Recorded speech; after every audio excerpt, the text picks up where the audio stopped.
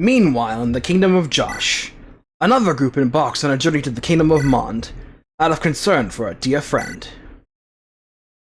So apparently I'm not the only one who got deified in this project. Apparently my good buddy Josh did as well. Although Josh Honest doesn't nearly roll off the tongue the same way as Ray Honest does. Sorry Josh, some people just have all the luck. Hey guys, welcome back to more Raymond Chronicles. I am doing this post-commentary, actually. I tried to do this live, but the map design, as we're gonna see, was very counterintuitive, and it would really got in the way of all the notes I had to try and to get on for each character. And there are a lot of characters in this map. There are seven playable characters, each with at least 3 paragraphs worth of notes that I compiled for them, at least 3, plus the boss, who also has 3, well, 2.5. And just trying to juggle commentary on the notes while doing the map design and focusing on the map was not doing great. It was not going well, and especially considering how top-heavy this map is in terms of map design. We'll go over in more detail in the end of this video, but you'll see for yourself what I mean with the footage. Right now I'm just going over the chapter start, and then when it's all said and done, I'm just gonna cut to the footage as you see me play, and you'll see how the map is for yourself. So, as I was doing all this stuff for MK404 and Sacred Dawn, the decision to use original characters was pretty natural. A lot of the times it was just, oh man, Josh and I, we really couldn't think of anything to put here for a character to use. Either it would be too complicated to insert back in 2006-2007, given the limited tech we have of ROM hacking, or just probably didn't know it better, or we didn't know any better, or we just couldn't think of anything, or just some would work. So a lot of times I just use an original character instead. I had plenty of original characters to use by the point of MK404 already, so a lot of the times it was just a natural fit when I just couldn't think of anything. Like, instead of just picking, like, say, Karen from 3776 as the placement for Fiora, I just used Heather instead. The clash between OCs and canon characters, it never really got into my head until, like, after I finished the first patch for a Sacred Dawn, and then really didn't stick until a Sacred Dawn DX. I had tossed the idea in my head that I should just do an original story, but by the time I made a Sacred Dawn DX, I was just like, nah, I'll just do it. See how I do. We'll just try to tell a story with canon characters and OCs and see how people would take. Not very well, but that was just a whole mess of factors, not really just the quality of the ROM hacking itself. A lot of personal stuff came into that just slowed the whole process down. And by the time I finished the first patch of the Sacred Dawn DX, I had decided, like, yeah, I should just tell a story with original characters only. Although Josh and I did have a plan to do a reboot of MK404 at some point, and it was going some places too. I was fired up for a while, but after a while, I got burned out real bad, and just fell by the wayside. I'll talk about it more later in this playthrough, probably when it's over, because I don't really see a good time to talk about it right now, because it's not related to this one, given it was scope, but we'll see. So, this is chapter 2. Welcome, everybody. This map is actually taken straight out of a Sacred Dawn DX. This is the chapter 2 of that map as well. This is the village of Mela. I can recognize this map design anywhere. Although Cliff here is the boss instead of Drag, as we fought Drag previously, and Cliff is the boss of chapter 4, which is a entirely different map altogether. You can't visit any of these houses or the armory or vendor, by the way. Doing it gets absolutely nowhere. Just too bad. It would have been nice to have some extra lore, but given the incredible amount of opening pressure, as you can see in from just looking at the map right away, you can see the northern end is stacked right now, along with some things in the west, and a good chunk of enemies just pressing forward. Probably wouldn't have had a lot of time to visit all the houses or set yourself up anyway. Besides, it's not like you need to really set yourself up. It's just a fresh party instead of 1-2 chapters in. Whatever. Let's talk about the characters here. So, gotta start with my homegirl Julie, of course. Does she ever? 40 strength, 40 magic, 60 skill, 70 speed, 30 defense, 40 res, 70 luck, 70 HP. Those girls are banger on, by the way. One of Julie's best traits is that she's very fast. Even among her crew, she is among the fastest in the game. She's got Riposte. If attacked, she gets +3 damage. She has Thunderblade, which is her personal weapon. Uses magic for damage and grants the Conductance skill. Conductance is a neat skill. It +15 damage +1 when fighting enemies using swords, lances, and axes. In Lion Throne, this specifically targets enemies that are using metallic weaponry, so it was just simplified to this. This is a cool skill. I like this a lot. So Julie was my very first original character that I've ever created, given a name and face to 15 years ago. She's a sweet, optimistic, and very friendly 14-year-old girl who believes in the good of humanity with all of her heart. Her innocent sensibilities are shattered when thrust into a war scenario and her belief is challenged, along with her own sense of self-esteem when she feels like she can't hack it in a world where nearly everyone around her, even her own family, are capable of adapting better under pressure. Also, she really likes dancing. Julie has two main rivals who challenge her throughout her tale, one physical and one mental. Players of a Sacred Dawn DX should be familiar with the latter. Julie's mental rival is herself, her negative emotions given form in a persona-esque matter. She starts having hellish nightmares, pronouncing her low self-esteem issues and potential inability to help her friends and family.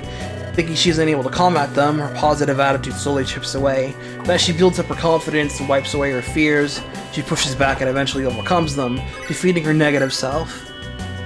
Her other rival is a young woman named Helena, an 18-year-old deadly spellblade with a cold, ruthless disposition and Julie's polar opposite in personality.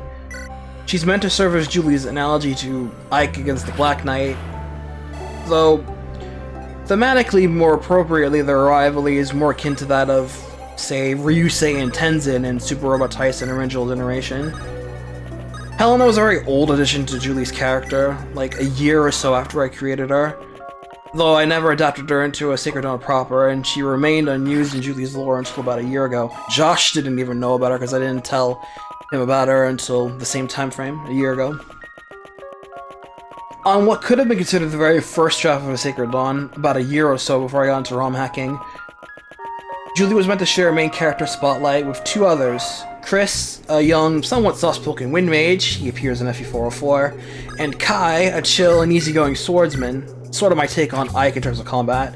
You pick one of the three to choose to follow, then they'd have their own route several maps long, about 15 or so, with their own cast of characters. All three routes would eventually merge together about 2/3 of the way through the story, before going on to fight the big bad emperor or whatever. That's how I pitched it in my head. When it came time to work on a Sacred Dawn, I adapted Julie's portion of the story, as it was the most obvious answer given to the base ROM I was modding. Over time, I decided that Julie's story was the one I wanted to tell the most, expanding on her character. After expanding on her character, I felt like people would sympathize with Julie's struggles, and I made that the focal point of her characterization in Sacred Dawn DX, much to its potential detriment. I was very heavy-handed with my approach, and Julie's interactions with the world came off as extremely tell, don't show. which was a major factor in the dialogue bloat ASTDX had. I know this decision ended up negatively affecting people's outlook on her, and I felt pretty bad about it. I mean, as bad as a guy just doing this thing for a ROM hack is concerned, but hey, this was important to me. Julie's special sword, the Thunderblade, was a birthday present from Josh, who in turn received it from their friend Ruby, after Josh told her about his plans to give his sister a fancy sword, and footed Ruby a very generous finder's fee to cover the cost. Ruby wasn't able to find one worthy of the money, but she did come across an old sword from her father's study that he had previously augmented and enchanted, and figured it'd do nicely. The sword itself is made of a magic memory metal that changes shape depending on the user's willpower. Julie goes through a few mood swings during the course of her story, and these would drastically alter the sword's design until the end of her run, where she's at peace with herself and it transforms into her ultimate weapon. Like Heather's sword, this weapon now has a new name, Fulminous. You know, like that one attack that Double Hand uses in Golden Sun. That one. Design-wise, she and Josh were loosely based off of Erica and Ephraim, and it's pretty easy to see the Erica and Julie's look. Although, pretty sure her hairstyle was meant to evoke Linoan's own hairstyle, as given she was meant to be the daughter of Linoan and myself insert. The siblings' looks were finalized around the time the Sacred Stones came out in Japan, and coincidence, Erica's hairstyle was quite similar to that of Linoan's, so big whatever, right? The rest of Julie's design remained very consistent over the years, with only small bits changing here and there. Even back when I first started spriting, I considered Julie's design to be one of my best character designs, and definitely I think that's the case now. We're just trying to be simple and cute and not going overboard with the flourishes or whatever. Julie is my favorite original character, and I could very easily talk about her all day.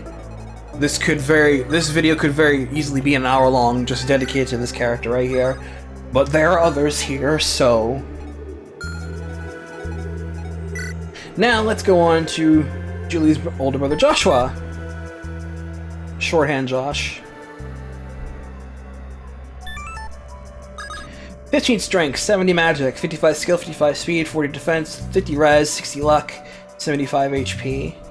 4 con is not what I pictured. He is 6 in ASD, and that's about right for him. He has focus! And avoid plus 20 if no allies are within 3 tiles. That's pretty generous. He throws like, what, crit 10 in Awakening? There's Wildfire, his personal spell, effective against armors. And anima spells provide passive bonuses when using them, similar to Glimmer Ward's passive hit debuff to enemies when it's used here from Lion Throne. Fire Ward has res plus 2, Thunder Ward is def plus 2, and Wind Ward is speed plus 2, I believe. So yeah, Josh, Julie's older brother by about 2 years. He's 16. Fiery, energetic, and a practitioner of snark, and a courageous youth who takes after his parents well. He's a talented mage who wants to one day become a magician of great renown like Magister Marco, Ruby's late father. He is Julie's foil, and much of their characterization bounces off of each other. As Julie learns to accept herself and gain courage, Josh meanwhile has to learn to not be an overeager, cocky punk, while tempering his abilities and learning how to be a good role model for his sister during the times of strife. He falls in love with Anne over the course of Julie's story, totally smitten with her at first, and he tries to act all cool and confident and impress her. He succeeds by the end, but Anne has to return to her home country with Heather by then, their contract completed. At the start of the Pegasus Knights story, he, Julie, and their parents travel to visit the girls' home country, at first merely to say hi and give them moral support. However, things turn dire during their stay over there, and Josh, now successfully integrating himself as a tritagonist in this story, confesses his feelings towards Anne and helps her push through an extremely traumatic event, furthering their bond. Josh's primary element is, and pretty much always has been, fire. Wildfire, a spell created by Ruby and bound for Josh's sole use, is his main form of offense. As Josh improves his abilities as a mage, he's able to refine Wildfire's technique and perform more and more advanced versions of the spell, his ultimate spell naturally being Wildfire's perfected form. Josh was the second OC I've ever made, and he and Julie were designed one after the other. And much of what applies to Julie and Erica applies to Josh and Ephraim. Incidentally, his name has no relation to Sacred Stones Joshua, nor related to my best friend Josh. I had met Josh about 2 years after creating the siblings. He is basically Ephraim, Ewan, and Tormod chucked into a blender. Similar to Anne, Josh's base design remained the same for a long time. I did have an idea for potential redesign, but I hadn't acted on it until, well, after recording the last episode of this playthrough. He's been long overdue for one, honestly. Julie and Josh's parents, while initially AWOL and succumbed to the ravages of main character syndrome, trademark, they're now alive and well and shall with them on their journeys. Naturally, I did make a new character to serve as their father in place of my self-insert, and their surname is changed as well. Aylert. And believe me, coming up with that surname took much longer than you realize.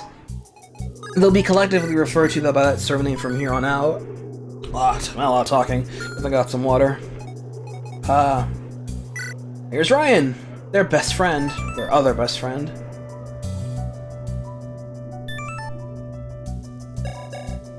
Bases don't exactly inspire confidence, and he also has 5 con, we should have 6. Grow, man, those gross though. Jesus. 65 strength, 25 magic, 80 skill, 70 speed, 40 defense, 20 res, 35 luck, 80 HP. Man, big guy. Prescience. You're attacking, hit and void plus 15, damage plus 1. Now that's an archer skill for ya.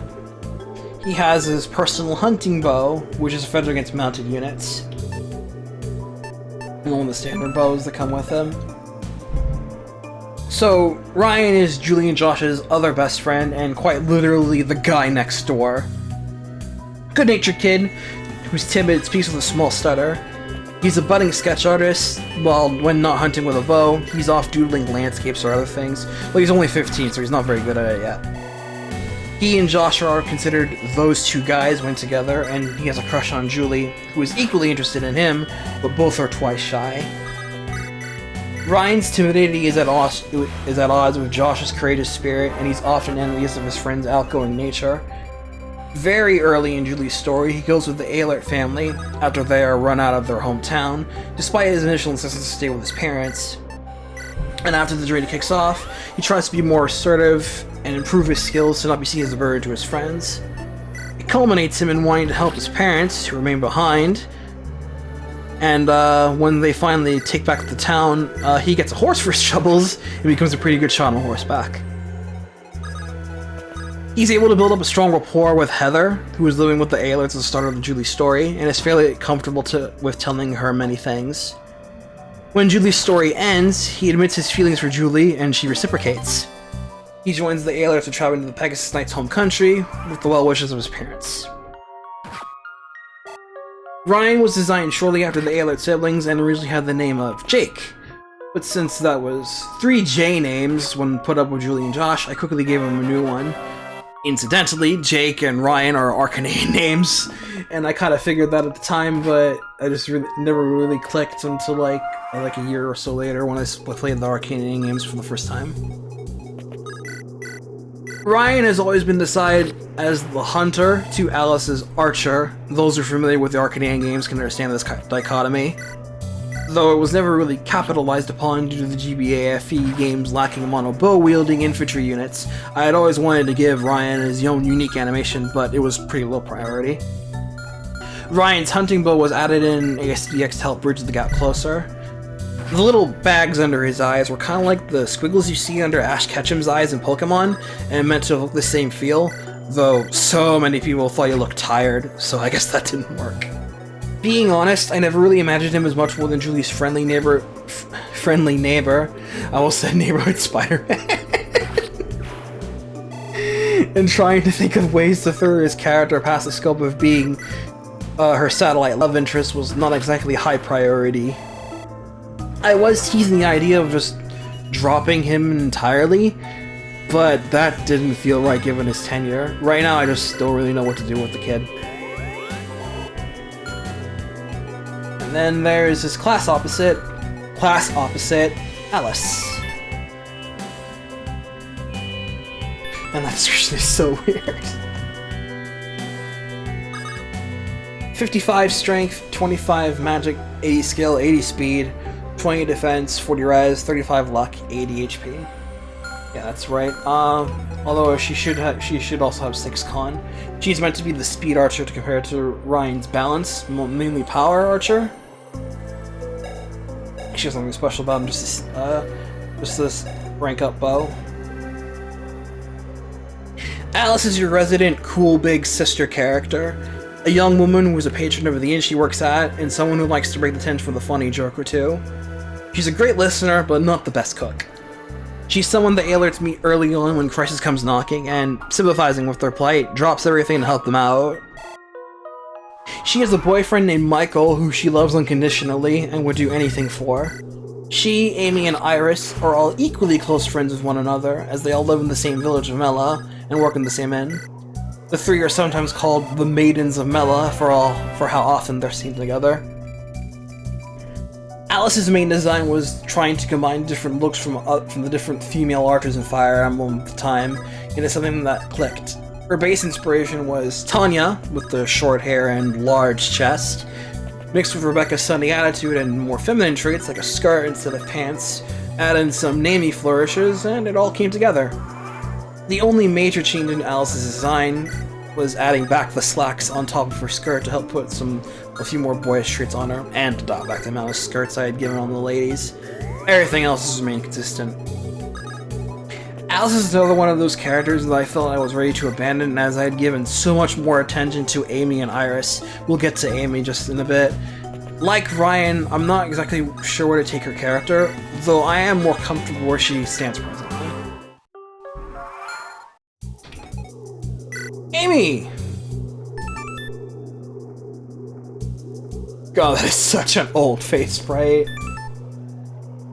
15 strength, 70 magic, 40 skill, 55 speed, 25 defense, 75 res, 75 luck, 65 HP. She has heal touch, heal 5 extra HP when healing another.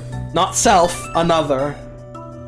She has Glimmer Lord, being able to attack, since that's a default trait for clerics in Lion Throne, as well as being able to heal. So yeah, just appreciate that little bit. 4 con is right for her. So yeah, Amy was basically the healer girl, one of Alice's best friends, fellow patron at the inn, and a bit of a country mouse. Always eager to help out whenever possible. Amy is a very interesting case, as she's a character who has changed dramatically over the years, so I have to handle her overview a little out of order. In 2005, back in my days in the Fire Emblem Sanctuary strategy forums, where I met Josh, I ran a stat-based RP called Fire Emblem Worlds Collide, where characters from different IPs would join together and play through maps featuring enemies and locations from those IPs. It was essentially the prototype to MK404. Somewhere during the middle of its run, I had made an original character called Maxwell, a middle-aged scholar and experienced sage. He was boarding a boat with our party, along with 8 of his other pupils. 2 fire mages, 2 wind mages, 2 thunder mages, a healer, and a shaman. Amy was a shaman! No, she was the healer. Amy was nothing more than a name attached to a unit at the time, though I did give her and the other pupils token characterization. I liked them enough that I later gave each of them a design. Amy followed the same rules Alice did, mix and match elements from other healer girls in Fire Emblem.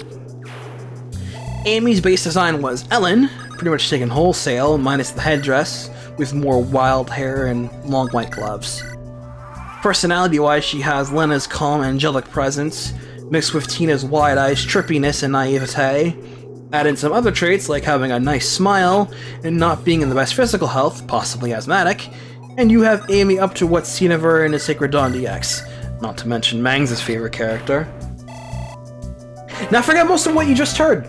Before I decided to call it quits on the Sacred Dawn DX, I gave some characters some design tweaks, and others casual designs. Amy got a casual design that I was quite happy with once I finished it. The look and feel felt natural to me. I liked it so much that I decided that this was going to be her new default look. From that little experiment, thus the overhaul began. Amy now is a plucky, extroverted farm girl. She now speaks with a slight Cockney accent and is blessed with the gift of gab. She's so much of a chatterbox, she's immune to the silent status effect.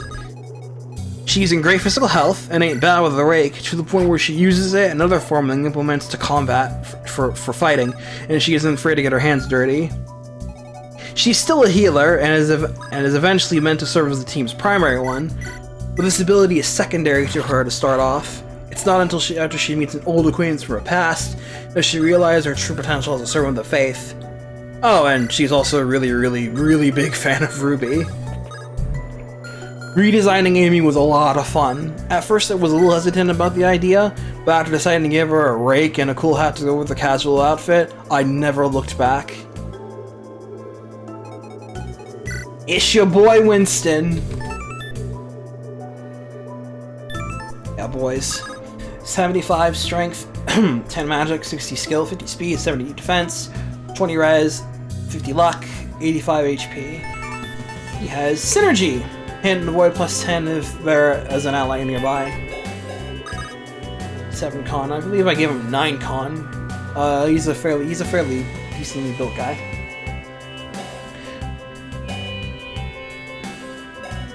Winston's a rank-and-file soldier on the side of the aggressors when the war starts in Julie's story. He's cynical, a total hothead, embittered by a dash of humility and realism.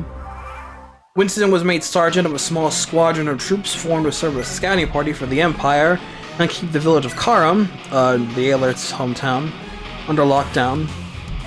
He follows the Alerts when they skip town, hoping for a promotion, but finds the village of Mela under attack by brigands. Disgusted by what he sees, he helps the Alerts fight the bandits and figures being a glory hound won't work out in the long run. He defects from the Empire and begrudgingly joins the team, offering to take the family to his sister's orphanage to lie low for a little bit. Winston began life as a generic soldier with a name in the first draft of a Sacred Dawn DX. He was just a guy that myself would start deep sixes when they butt heads in the prologue. Much like Amy, I gave him a face-bright and spiteful personality, and he lives to become the boss of the next chapter with the intent to die there. Although eventually, I felt like his bitter personality would mesh well with the overly optimistic views for the party, and he was added in due course, essentially to serve as the Yayla siblings' bodyguard while their father remained behind. This role is now redundant, as the siblings' parents are also part of the party now, so Winston's reasons for defecting and joining are currently very sketchy. Writing Winston's dialogue was one of my favorite parts of working on the Sacred Dawn DX, as I wasn't used to writing more jerkish people like him before then. From those that played it or watched my demo videos, a fair amount of people seem to really like him, and I'm glad about that. I don't really have much info regarding him these days, apart from his relationship to his sister, but she was thought up after Sacred Dawn DX ended, and as such has no place here. Right. And lastly, Michelle.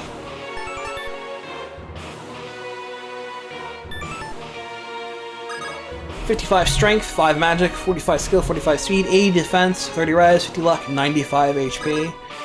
9 con is right. 9 con is pretty right for her. She has Provoke, as we've seen before, with Mark, as well as Shove.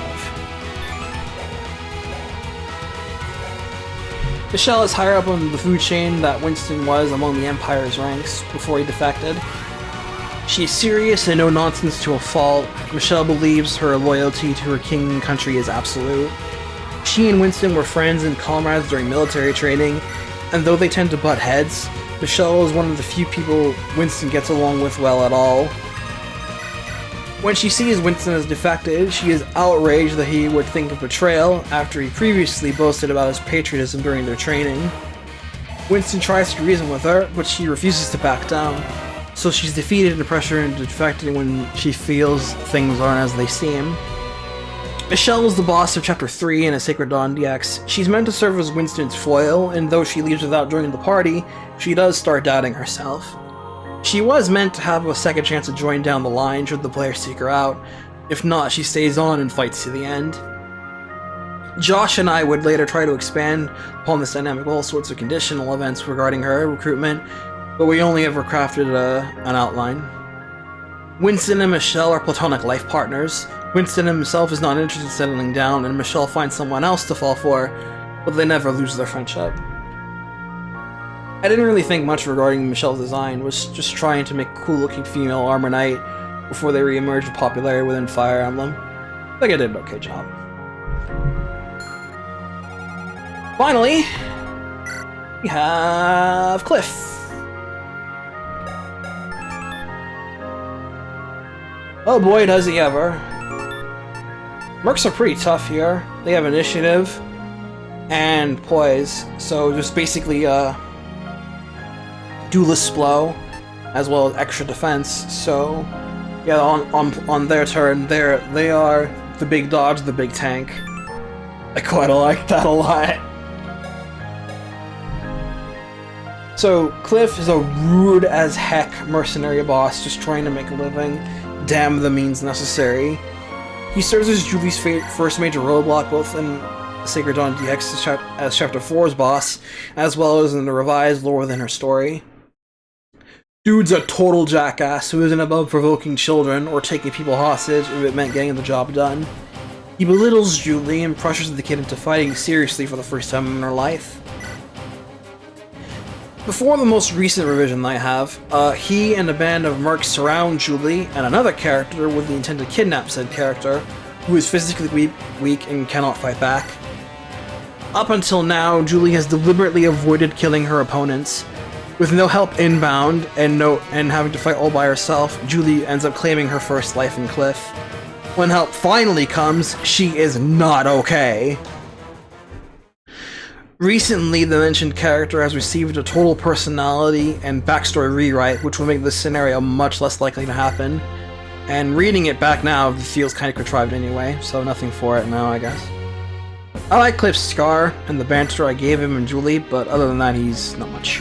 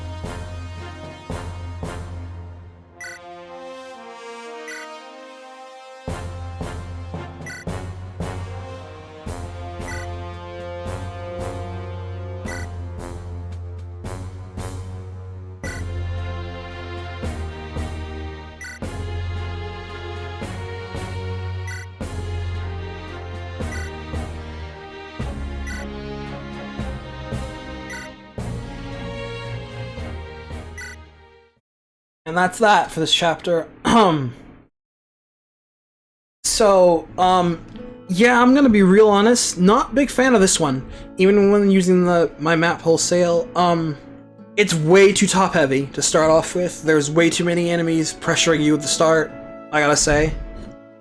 It's, the problem that was in chapter 1, only magnified by like 3 times. I had lost Alice twice trying to fend them off until I found a much more clear way, as you saw in the video, that I did it I feel like there was just so much pressure with all the enemy units, especially in the northern end. They just keep coming in, and you barely have time to recuperate yourself between waves, like at all. And then once you finally finish all of the enemies off, it's just nothing until you have to move all the way to Cliff, where he's waiting, and then fight him and just his remaining goobers. I know that's kind of how I designed the map back in ASDDX, and looking back on it now, it could have been much better. But even I wasn't that open to the super pressure at the start. Okay, I think I added some reinforcements. What I would do is that cut back on the initial enemy wave at first, add some reinforcements later, for like a turn or two, and then make it so that the end section of the map doesn't feel empty. Like, have some of the enemies stay behind, even when coming in, when it's time to go on the offensive, and not just the token force that are by Cliff at the top left of the map.